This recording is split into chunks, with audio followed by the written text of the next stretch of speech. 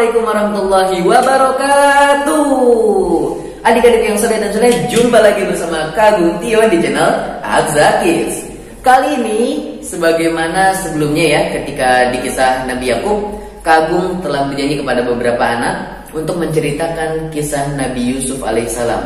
Karena memang kisah Nabi Yusuf ini, wah, benar-benar amazing ya, benar-benar menakjubkan. Masya Allah, kisahnya ini sangat menarik dan juga berbagai rasa perasaan itu muncul. Sedihnya dapat, senangnya dapat, kerennya dapat, gitu kan? Jadi, ya pokoknya it's amazing lah. Ini pokoknya harus kalian dengarkan. Oke, langsung aja gak usah lama-lama. Kita simak kisah Nabi Yusuf alaihissalam. Nabi Yusuf alaihissalam adalah seorang nabi. Dia adalah anak dari seorang nabi, sehingga mendapatkan sebutan bahwasanya beliau adalah mulia. Anaknya dari yang mulia, anaknya dari yang mulia, anaknya dari yang mulia. Atau kalau dalam bahasa Arabnya Al-Karim, Ibnil Karim, Ibnil Karim, Ibnil Karim. Nabi Yusuf adalah orang yang mulia karena dia seorang nabi. Anaknya yang mulia, siapa ayahnya? Nabi Yakub. Ayahnya yang mulia, siapa ayahnya Nabi Yakub? Nabi Ishak, seorang nabi juga. Ayahnya yang mulia, siapa ayahnya Nabi Ishak? Nabi Ibrahim alaihissalam. Dan ini adalah generasi emas yang mana keturunan 4 generasi berturut-turut mereka adalah para nabi. Masya Allah kan, ini keturunannya spesial banget ini ya. Karena keturunannya adalah keturunan nabi 4 kali berturut-turut. Masya Allah. Nabi Yusuf memiliki 11 saudara. Jadi Nabi Yakub memiliki 12 anak, 11 saudara, dan 1 orang lagi adalah si Yusuf. Jadi ada 12. Yang saudara kandung satu ibu dengan Nabi Yusuf adalah Bunyamin. Dan sisanya yang 10 orang itu dari 3 ibu yang berbeda. Nah, gini ceritanya adik-adik. Nabi Yakub sangat sayang kepada anak-anaknya.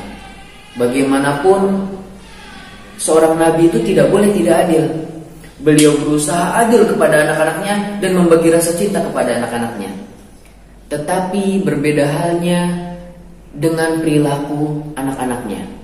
Ke-10 perilaku anak-anaknya ini kurang baik, sehingga rasa perhatian Yakub itu kurang seret dengan 10 anak-anak ini.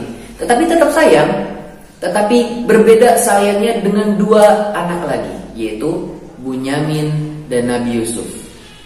Bunyamin dan Nabi Yusuf ini selain akhlaknya baik, perhatian, dan Masya Allah, maka dari itu Nabi Yakub lebih sayang kepada Bunyamin dan Nabi Yusuf ketimbang 10 anak yang lain. Meskipun dalam hal makanan Nabi Yakub memberikannya secara adil, dalam hal segala macam Nabi Yakub memberikannya secara adil.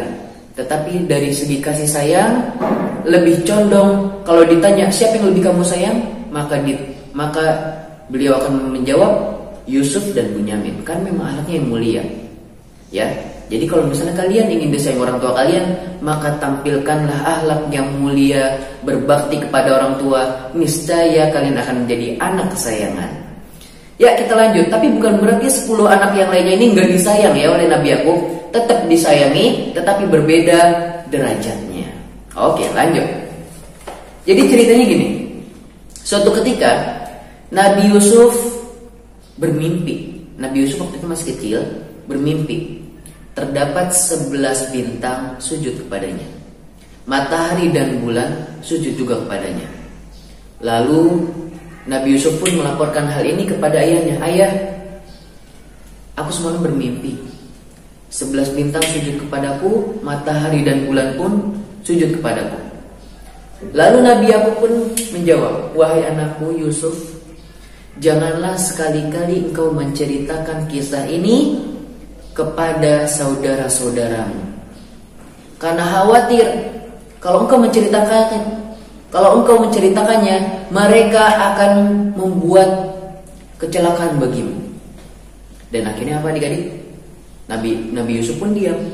Karena tidak semua kenikmatan harus diceritakan, karena tidak semua kebahagiaan harus diceritakan kepada semua orang. Kita ambil faedah dari sini ya. Jadi kalau misalnya kita dapat hadiah dari orang, lalu teman kita tidak dapat, jadi kita nggak usah pamer. Kita nggak usah kasih tahu ke semua orang, ya. Hari ini Kak Agung dapat hadiah, lalu Kak Agung ceritakan ke semua orang. Padahal semua orang belum tentu ada yang suka sama kita, ada juga yang tidak suka sama kita. Jadi nggak bisa kita ceritain ke semua orang. Siapa tahu kita cerita ke orang yang nggak senang sama kita. Akhirnya apa? Dia ngiri, harusnya kalau si Agung tuh gak dapat hadiah. Tapi kenapa dia dapat hadiah ya? Ini pasti perbuatan curang. Jadi artinya gitu, menimbulkan rasa iri, menimbulkan rasa hasad. Nah maka dari itu Nabi Yakub berpesan kepada Yusuf, Yusuf jangan cerita kebaikan ini kepada orang lain. Jadi kisah mimpi tadi akan mendatangkan kebaikan bagi Nabi Yusuf alaihissalam. Selanjutnya, sampai suatu ketika hari demi hari Nabi Yakub sangat sayang kepada Yusuf dan Bunyamin, sehingga mereka itu jarang sekali keluar rumah. Bermain keluar rumah jauh-jauh itu nggak pernah. Ya, saking disayangnya, saking dijaganya. Sehingga menimbulkan 10 saudara-saudaranya ini, si ayah ini benar-benar udah nggak adil ini. Dia cuma sayang sama Yusuf sama Ibu Bunyamin doang ini. Sama kita-kita enggak nih. Gimana kalau kita hilangkan Yusuf atau kita bunuh Yusuf? Mereka berencana ingin menghilangkan Yusuf atau membunuh Yusuf alaihissalam. Ini rencana yang buruk akibat seseorang iri kepada orang lain, sehingga setan merasukinya. Setan membisikkan keburukan, hei, kamu hilangin aja Yusuf atau bunuh aja Yusuf. Setelah ayahmu bersedih nanti dan itu adalah perbuatan dosa, engkau bertaubat. Nah ini adalah bisikan setan. Kalau setelah itu dia masih hidup lalu dia masih bisa bertaubat, kalau enggak lalu dia meninggal dalam keadaan berbuat dosa, maka dia tidak akan lagi mendapatkan taubat melainkan dosa. Akhirnya bisikan setan tersebut dirembukan oleh 10 saudaranya. Oke, kalau gitu ayo kita ajak Yusuf, kita ketemu ayah, kita ajak dia main keluar. Akhirnya 10 orang ini mengatakan kepada ayahnya, ayah, kami ingin sekali deh mengajak Yusuf main jalan-jalan keluar. Tapi Nabi Yakub pun mengatakan, tidak, aku tidak mengizinkannya. Aku khawatir nanti dia di luar sana dimakan oleh serigala. Aku khawatir kalian ini lalai dalam menjaga Yusuf sehingga dia dimakan serigala. Lalu salah satu di antara mereka, ayah, kami yang sendiri saja insya Allah bisa mengalahkan satu serigala. Bagaimana dengan kami yang bersepuluh, ayah? Mereka berusaha untuk meyakinkan ayahnya bahwasanya mereka sanggup menjaga Yusuf alaihissalam ketika masih kecil. Lalu akhirnya Nabi Yakub pun percaya. Baiklah, hati-hati. Akhirnya Yusuf pun diajak bermain. Dan ketika bermain, ternyata mereka menangkap Yusuf. Lalu ada yang mengatakan, mari kita bunuh Yusuf. Ada yang mengatakan seperti itu. Lalu ada lagi satu orang yang baik di antara 10 orang tersebut mengatakan, jangan dibunuh, kita hilangkan saja. Kalau dia sudah hilang itu sudah lebih dari cukup. Karena nanti ayah akan lebih perhatian kepada kita, lebih sayang kepada kita. Udah, jangan dibunuh, kita biarkan saja, kita hilangkan saja. Akhirnya dibawa ke sebuah sumur yang lokasinya jauh dari rumah. Lalu dia diceburkan ke dalam sumur tersebut. Sumurnya terdapat air, tetapi Yusuf tidak sampai tenggelam ya. Nah, selanjutnya para saudara-saudara yang 10-nya ini, mereka menunggu dari kejauhan sambil menunggu Yusuf. Kita tunggu dulu. Ini tanda bahwasanya saudara-saudara Yusuf ini masih sayang kepada Yusuf. Jadi nggak ditinggalin begitu aja. Jadi mereka tetap nungguin sampai ada orang yang datang kepada sumur tersebut mengambil airnya. Lalu tiba-tiba datanglah segerombolan musafir. Ketika musafir tersebut menaruh timbaannya, menaruh embernya untuk mengambil air, tiba-tiba Yusuf mengambil embernya, menarik-narik. Lalu kata musafir tersebut, oh, kita menemukan budak. Wah, kita sangat beruntung, kita berhasil menemukan budak. Akhirnya ditariklah Yusuf dan dijadikan budak oleh para musafir ini. Tapi ternyata adik-adik, saudara-saudaranya langsung datang. Itu budak kami. Kalau kalian mau ambil, boleh ambil, tapi bayar. Akhirnya dibayar oleh musafir tersebut. Ini dibayar. Dibayarnya dengan hal yang murah. Tapi kata saudaranya, gak apa-apa dibayar yang murah. Yang penting Yusuf diambil orang, Yusuf hilang. Wah, ya Allah, ini perbuatan yang sangat keji. Nah, setelah hal tersebut, akhirnya Yusuf pun dibawa musafir. Lalu saudara-saudaranya ini berusaha mengemas cerita bohong lagi mereka buat-buat. Kita pulangnya nanti malam aja ya. Kita pulangnya malam, kita nanti bersedih, ambil bajunya Yusuf, ya, bajunya Yusuf dilumuri darah binatang. Lalu ketika sudah malam hari, mereka pun 10 orang ini berwajah sok-sokan sedih, ya, padahal mereka berakting, ya, biar Nabi Yakub itu percaya sama mereka. Lalu mereka pun datang kepada Nabi Yakub sambil bersedih di malam hari. Padahal bisa aja pulang sore, tapi biar lebih kayak mereka itu menangisi kesedihan takut pulang, akhirnya mereka pulang malam hari. Ketika di hadapan Nabi Yakub, mereka bersedih dan mengatakan kepada Nabi Yakub, "Wahai ayah, sesungguhnya Yusuf ayah." "Ada apa dengan Yusuf?" "Yusuf ayah, Yusuf dimakan serigala. Ketika kami sedang berlomba-lomba, bermain-main, berlari-lari, kami tidak melihat Yusuf. Yusuf sedang menjaga di tempat kami, sedang berjaga diam sendiri, dan ternyata tidak ada yang melindungi dia ya. Dia dimakan serigala." Dengan aktingnya yang luar biasa, dikompakin dengan 9 saudara yang lainnya, dan akhirnya Yakub pun bersedih. Apakah Yakub percaya? Tidak. Nabi Yakub tidak percaya. Tidak mungkin. Aku tidak percaya bahwasanya Nabi Yusuf itu meninggal. Nabi Yusuf dimakan serigala, gak mungkin. Karena apa? Karena dikisahkan bahwasanya Nabi Yusuf kan tadi bermimpi akan menjadi orang yang mulia. Nah, gak mungkin sebelum Nabi Yusuf dewasa menjadi orang yang mulia, masa udah meninggal dulu waktu kecil? Ya, sedangkan mimpi para nabi adalah wahyu, dan itu bisa menggambarkan ke masa depan. Jadi gak mungkin Nabi Yusuf belum dewasa, masa udah meninggal duluan waktu kecil. Belum jadi mulia tapi udah meninggal duluan di waktu kecil. Maka dari itu Yakub tidak percaya, tapi dia sangat sedih karena kehilangan anak tercintanya, Yusuf alaihissalam. Lalu sebagai penguat lagi nih, biar ayahnya percaya, dia ambil, saudaranya itu ambil bajunya yang berlumuran darah hewan tadi, lalu diberikan kepada Nabi Yakub. "Ini ayah kalau nggak percaya ini baju Yusuf ayah." Bajunya berdarah-darah, dan semakin yakin bahwasanya Yusuf masih baik-baik saja. Kenapa? Karena di baju tersebut tidak ada bekas gigitan atau cengkraman serigala. Harusnya kalau sampai berdarah-darah, giginya minimal robek, bajunya robek atau bajunya rusak. Tetapi ini nggak ada baju yang rusak, ya. Dan ada juga yang mengatakan bahwasanya bajunya telah dirobek-robek oleh mereka, ya. Jadi ini ada perbedaan di antara ulama. Ada yang mengatakan bajunya nggak robek, ada juga yang mengatakan bajunya dirobek-robek oleh saudara-saudaranya.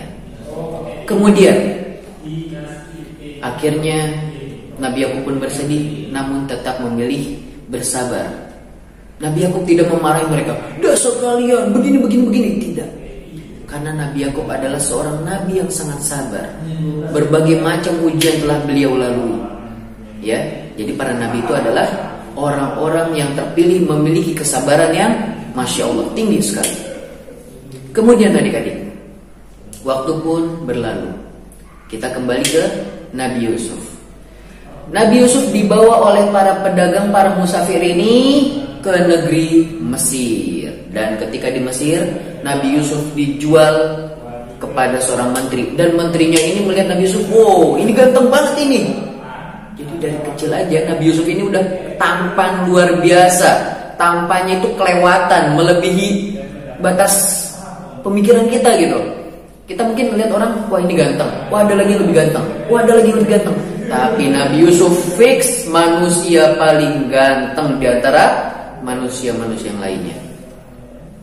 Ini anak kecil dari kecil aja udah ganteng nih. Aku akan membeli budak ini, kata menterinya.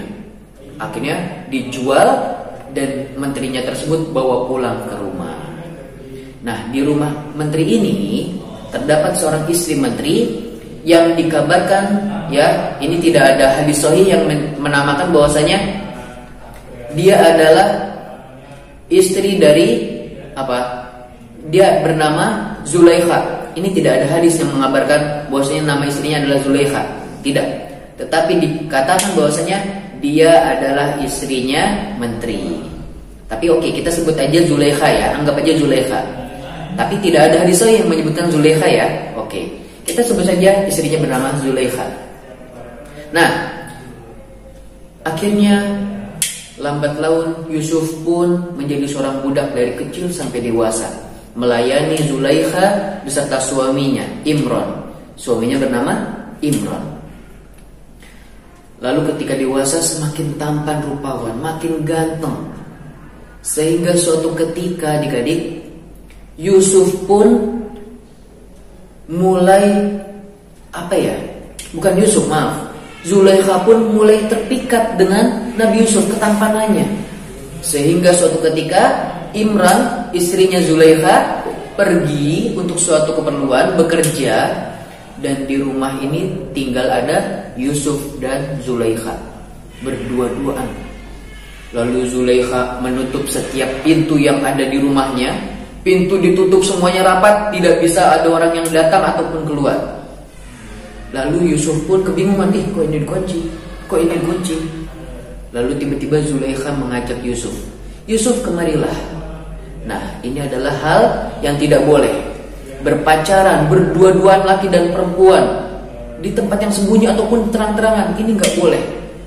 Kalau mereka bukan suami istri, nggak boleh berdua-duaan ya. Zulaikha mengajak Yusuf untuk berdua-duaan. Maka kata Nabi Yusuf apa? Aku takut kepada Allah, aku berlindung diri kepada Allah. Sesungguhnya tuanku Imron ya adalah seorang menteri yang baik kepadaku. Gak mungkin aku berdua-duaan sama istrinya, gak mungkin. Aku gak mau. Suamimu itu udah baik banget sama aku gak mau berbuat jahat kepadanya. Akhirnya apa? Zulaikha berusaha menarik Nabi Yusuf. Ketika Nabi Yusuf mau lari, ditarik bajunya dari belakang. Wah, ternyata tertarik bajunya adik-adik. Masya Allah. Akhirnya Nabi Yusuf pun keluar, dan ketika hendak keluar, ternyata kepergok oleh suaminya yaitu Imron. Wah, Yusuf langsung kepergok oleh Imron, ketahuan oleh Imron. Hei Yusuf, apa yang kau lakukan? Tiba-tiba Zulaikha langsung ikutan keluar. Wahai suamiku, apa yang akan kau lakukan jika seseorang berusaha untuk memacari istrinya?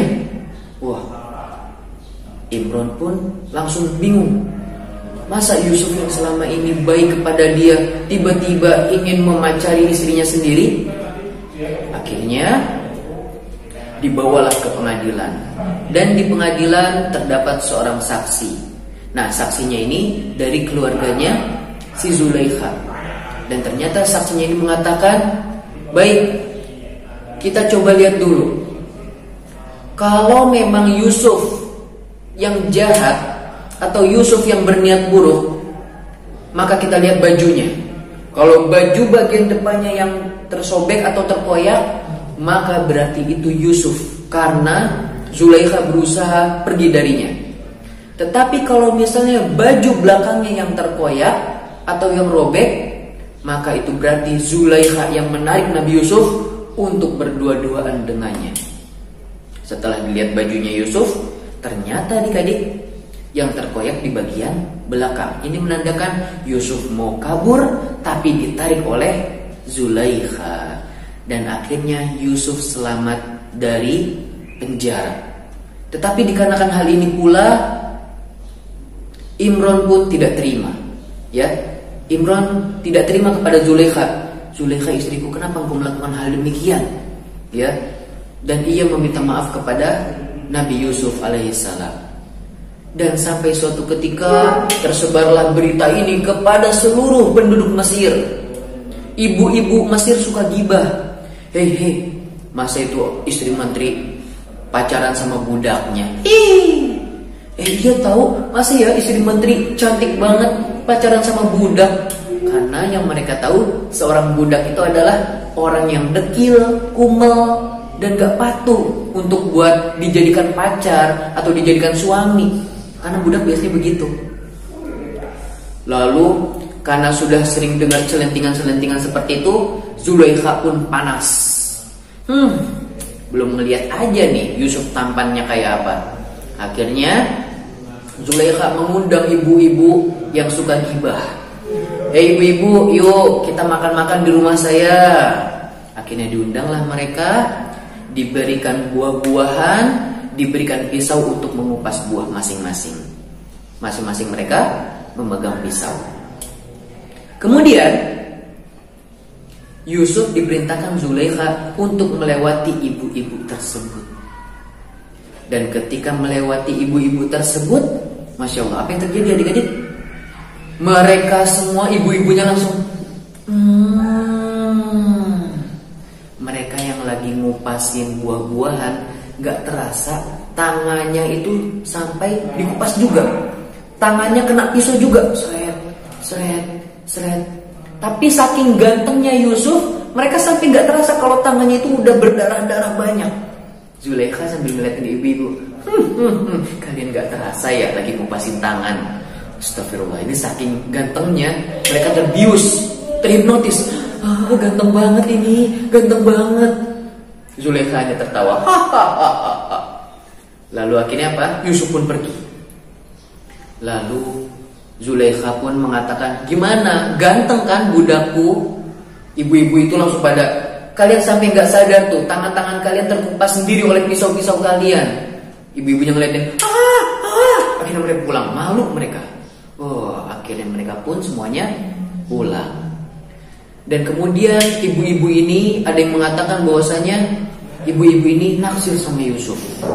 Dan ada juga yang mengatakan bahwasanya Zulaikha mengatakan kepada ibu-ibu, tolong dong bilangin itu bilangin ya ke Yusuf biar Yusuf itu menikah saja denganku gitu.